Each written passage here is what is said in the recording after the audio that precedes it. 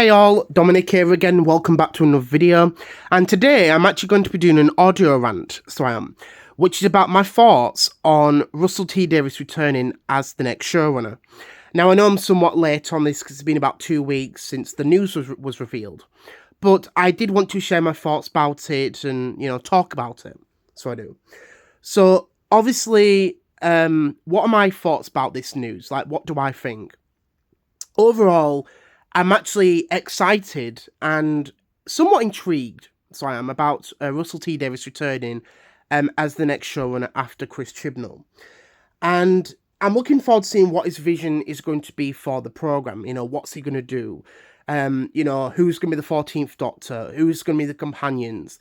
What are the stories going to be like? You know what I mean? What's the story acts going to be like? All that sort of stuff. 2 parts, 3 parts, whatever. You know what I mean? And it's going to be interesting to see what he's going to be doing. I know he's going to be, coming back for the 60th anniversary and then obviously do Series 14 and then, whatever we see after that. So overall, I'm looking forward to seeing what he will do, you know what I mean? Overall, just excited. I really, really am. But not being mean here, I'm not trying to put the man down, but I would have preferred someone new to be taking over from Chris Chibnall. Now, I'm not saying that Russell T Davies is a bad person or bad writer. I think he's done a lot of great stuff. Obviously, he brought Doctor Who back during a time where everyone hated it. You know what I mean? It was seen as like a joke, and he proved the naysayers wrong, which he did.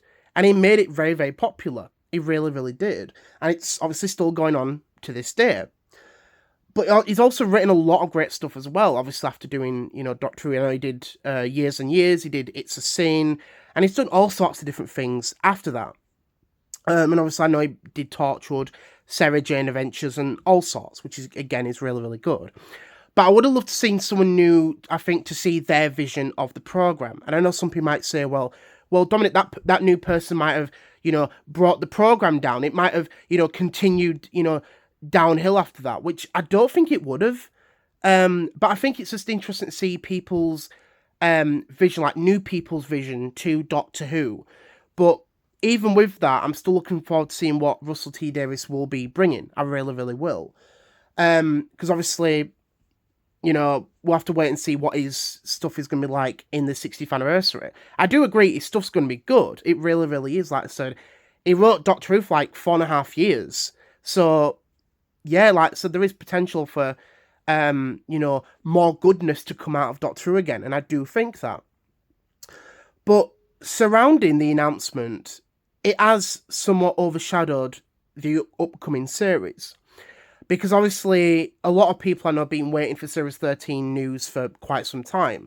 Obviously, we did get the announcement on Saturday about the series starting on Halloween, which again, I'm looking forward to it. I really, really can't wait.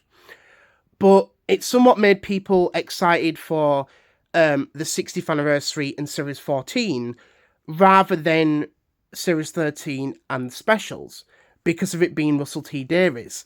The announcement has overshadowed, and it's made people less excited for Jodie Whittaker's last series. It just has.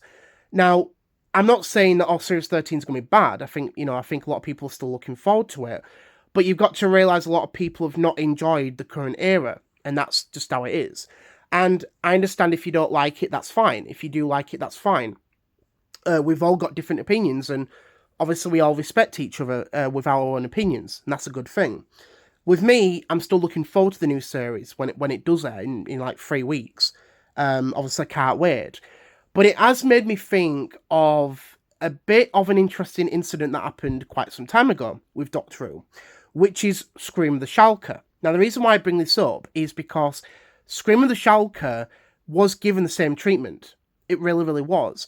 Now, obviously, when Scream of the Shalka was announced, you've got to remember Doctor Who was still off the air. The last thing you had was the TV movie. And to hear news about this new online animated series excited a lot of people. You know what I mean? Just how it was at the time, because people had been waiting for so long.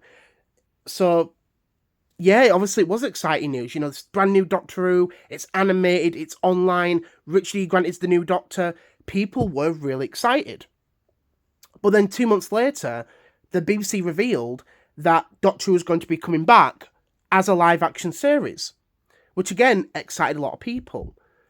But that's somewhat made others think, well, what's going to happen with Schalke? Because it hadn't even aired yet. And it made people doubt about, is that animated series going to be the future? So, yeah, obviously it made people think. And then by mid-December, after Schalke had fully aired, all 6 episodes, a lot of people pretty much forgot about that. And they focused on the live-action series. That's the reality. Even if you had Screaming Schalke dancing in front of you, a lot of people like, yeah, I know you're the new Doctor Who, but the thing is, we've got this proper Doctor Who coming back. Proper Doctor Who. And that's just how it was. And a lot of people forgot about Schalke long after it aired. Because people knew the true return was going to be coming in 2005. That's the reality about it. And that's why I used the same comparison. So yeah. And obviously back then people were excited for Schalke. But then you knew, well, that's not going to last long. We've got the new series happening. So yeah, same thing. Same thing with the new series.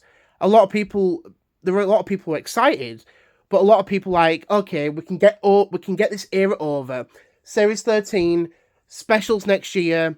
Once they're done, we can focus on the new return of Doctor Who, the proper return, the next version we want, with Russell T Davies. And that's how it is.